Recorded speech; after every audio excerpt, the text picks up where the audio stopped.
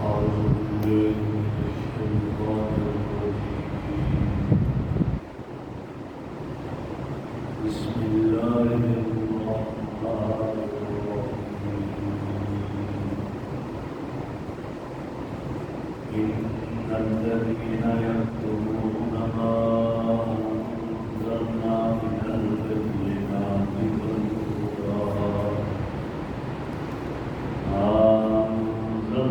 من البينات والهدى من بعد ما بيناه للناس في الكتاب أولئك يلعنهم الله ويلعنهم اللاعنون إلا الذين تابوا وأصلحوا وبينوا فأولئك أتوب عليهم وأنا التواب الرحيم. إن الذين يكتمون ما أنزلنا من البينات والهدى بے شک وہ لوگ جو چھپاتے ہیں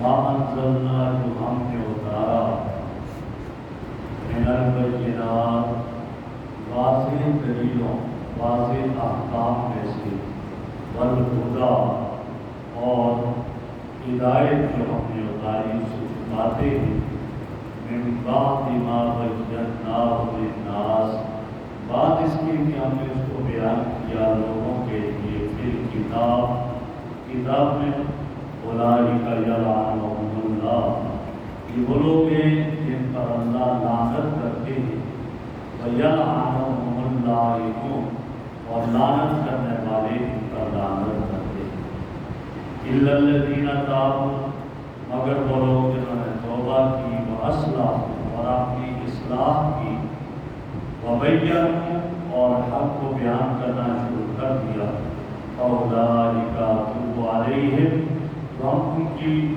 توبہ قبول کرتے ہیں وانا التواب الرحیم اور بے شک میں توبہ قبول کرنے والوں میں سے رحم کرنے والا اور توبہ قبول کرنے والا ہوں۔ میرے محترم بزرگوں اور دوستوں،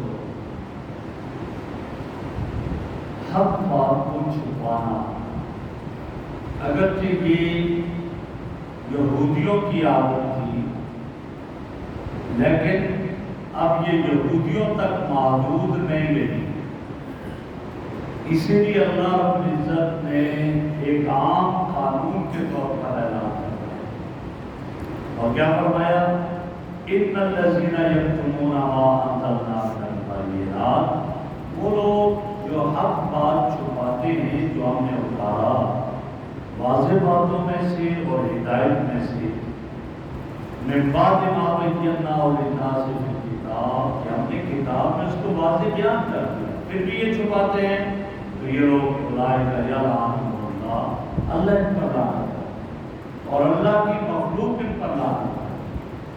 حق بات کو کبھی چھپانا نہیں چاہیے، بھلے اپنی ذات کے بارے میں کیوں نہیں، اپنے رشتہ داروں کے بارے میں کیوں نہیں، حق بات کا اعلان کرنا اس کو واضح بیان کرنا چاہیے۔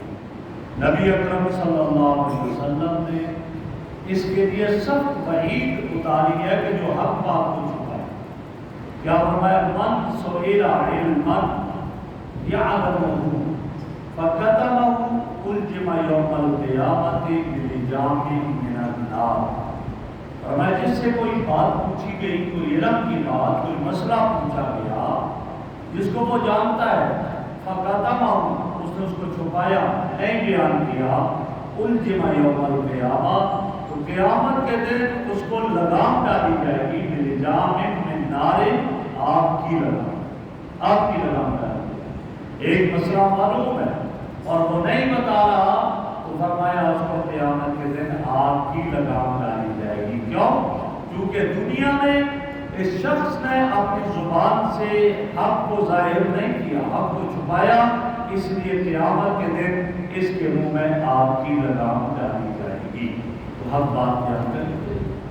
ہاں ایک مسئلہ یہاں ضرور ہے کہ وہ یہ ہے کہ اگر وہاں اور بھی بات مسئلہ بتانے والے کسی سے مسئلہ پوچھا اور بھی بتانے والے وہاں ہیں، تو اس نے کہا کہ بھائی کسی اور سے پوچھ لو تو یہ اس بھائی میں نہیں آئے گا کہ اس نے اب چھپا دیا، نہیں یہ اس میں چاہتا ہے اور کوئی بھی نہیں، صرف یہی ہے کہ اس کو معلوم ہے اور یہ نہیں بتا رہا، اسے مسئلہ چھپا رہا ہے اب اس بھائی۔ اسی طریقے سے دوسری بات یہ ہے کہ یہاں کا یعلمہ، وہ اس کو جانتا بھی ہے، جانتا ہی نہیں اپنے پاس سے بنا کر پیش کر رہا ہے، تو یہ غلط ہے، یہ انتہائی بڑا اپنے پاس سے بیان کر ایک چیز معلوم نہیں ہے کہ مجھے نہیں آتی ہے، لیکن اپنے آپ کو یہ کہ میری بےزتی ہو جائے گی اور غلط مسئلہ بیان کرنے لگ جائے گی، انتہائی غلط ہے، یہ بھی گناہ کی بات ہے۔ تو اسے فرمایا کہ وہ جانتا ہو پھر، اور ہمارے یہاں دنیا میں آج کل یہی ہے کہ آپ کسی ڈاکٹر کے پاس بیٹھے ہوئے ہیں، اس سے بات کر رہے ہیں، وہ بیچارہ بھی بولے گا نہیں، دوسرا والا پہلے بتا دے گا جی ہاں یہ دوائی آپ استعمال کریں، بھائی وہ ڈاکٹر سے پوچھ رہے بات سے تھوڑا پوچھ رہے، مفتی کے پاس بیٹھے ہوئے مسئلہ پوچھ رہے، وہ بیچارہ بھی زبان پر نہیں لائے گا، یہ پہلے بولے گا کہ یہ مسئلہ ہے۔ تو اس لیے ان چیزوں میں احتیاط کرنی چاہیے۔ تو یہاں یہ فرمایا، اور پھر ایک اور بات کہ مسئلہ بھی ایسے بیان کرے جو واضح ہو، جس سے لوگوں کو سمجھ آئے۔ اس لیے بعض مسائل ایسے بھی ہوتے ہیں کہ جس سے لوگ شبہ میں پڑ جاتے ہیں، اسی لیے وہ عوام کے سامنے وہ مسئلے نہیں بیان کرنے چاہیے۔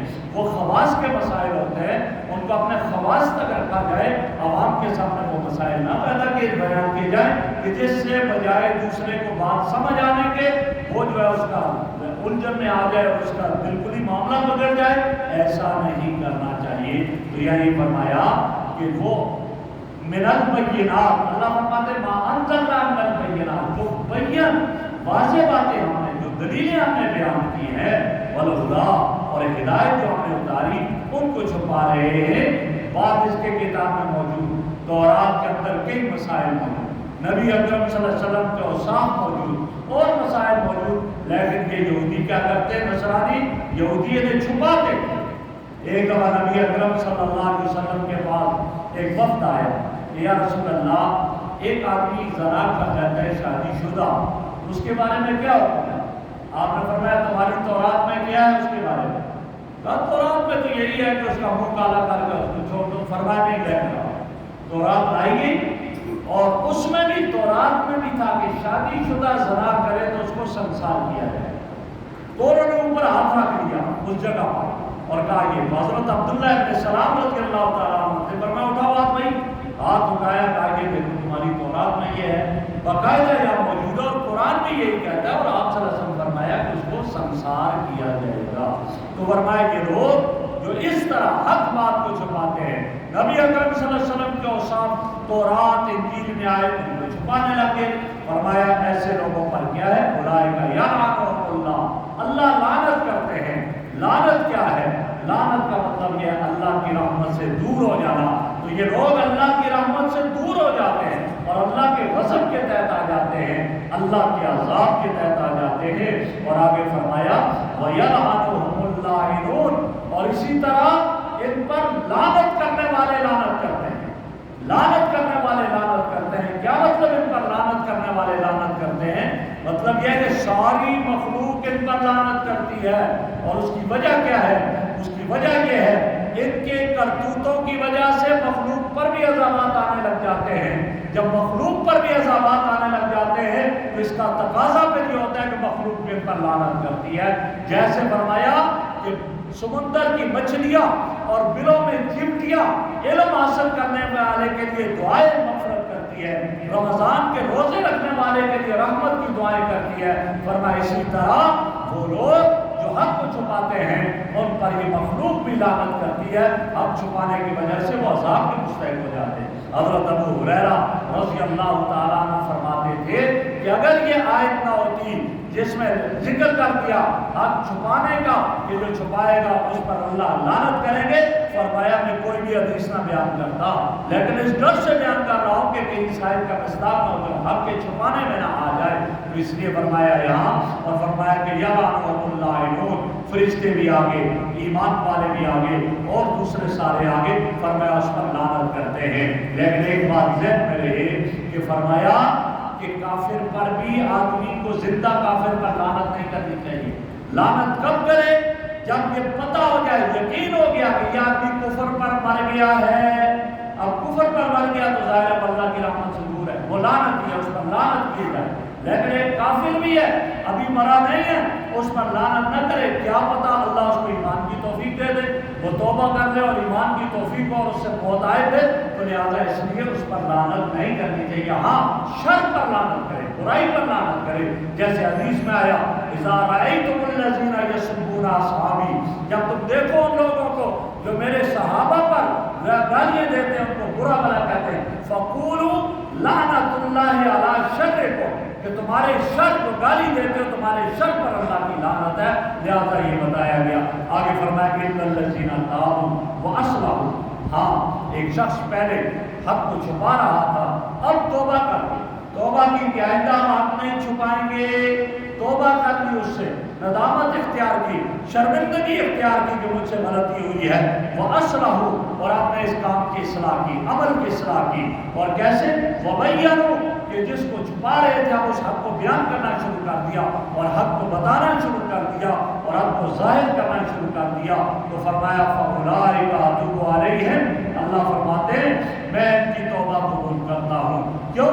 یہ جب واپس آ گئے اب میں ان کی توبہ قبول کروں گا. فرمایا میں ان کی توبہ قبول کرتا ہوں. وَأَنَا التَّوَّابُ الرَّحِيمُ، اور میں ہی توبہ قبول کرنے والا اور رحم کرنے والا ہوں. اللہ کے ذات سب سے زیادہ توبہ قبول کرنے والی ذات. اس کے سامنے آئے، جھکے، اس سے مانگے، وہ رب اس کی بات کو پورا کرتا ہے. اور اس کے سامنے ندامت اور شرمندگی اختیار کرے گا، وہ اللہ اس کی توبہ کو اور ندامت کو قبول کرے گا.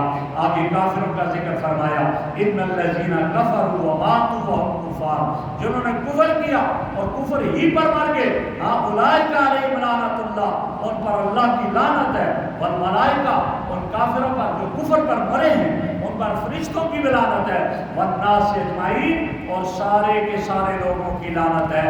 خالدین فیہا، ہمیشہ رہیں گے اس لعنت میں، جہنم میں رہیں گے. لا یخفف عنہم العذاب، اللہ ان کے عذاب میں تخفیف نہیں کریں گے. ولا هم ينظرون، کو مہلت دی جائے گی. عذاب کا جو وقت مقرر ہے اس سے ذرا بھی آگے پیچھے نہیں ہوگا، اور جتنا عذاب ہے وہی ہوگا. تو پتہ چلا جو کفر پر مر جائے گا اس پر لعنت ہوگی. جیسا کہ حدیث میں بھی آتا ہے، نبی اکرم صلی اللہ علیہ وسلم نے ارشاد فرمایا ایک آدمی کا جو ہے میت کو لے جایا جا رہا تھا، فرمایا جو کفر پر مر گیا اس کے بارے میں کہا مستریح اور مستراح، یہ خود آرام پانے والا ہے یا آرام پایا ہوا ہے. جا رہا تھا، پوچھا یا رسول اللہ مستریح کا کیا معنی ہے؟ کہ اگر یہ ایمان والا ہے تو دنیا کی تکلیفوں سے اس کو راحت مل گئی. اب مر گیا، دنیا کی اذیتوں سے بچ گیا، آخرت کے اس کے لیے رحمتیں ہی رحمتیں آ گئی، آخرت کی راحتیں آ گئی، اللہ کی خوشی آ گئی اور جنت آ گئی. اور اگر یہ کافر تھا، کفر پر مرا، مستراح، مستراح، اس کے ظلم سے لوگ بچ گئے، لوگوں کو راحت مل گئی. فرمایا یستریح العباد، انسانوں کو راحت ملی ہے. والشجر، درختوں کو راحت ملی ہے. والدواب، اور جانوروں کو راحت ملی ہے. تو پتہ چلا کہ آدمی کی یہ کیفیت ہوتی ہے. اللہ رب العزت ہمیں ایمان پر پائے. الحمدللہ رب العالمین، والصلاۃ والسلام علی رسول اللہ. سبحانک اللہم و بحمدک، نستغفرک ونتوب الیک.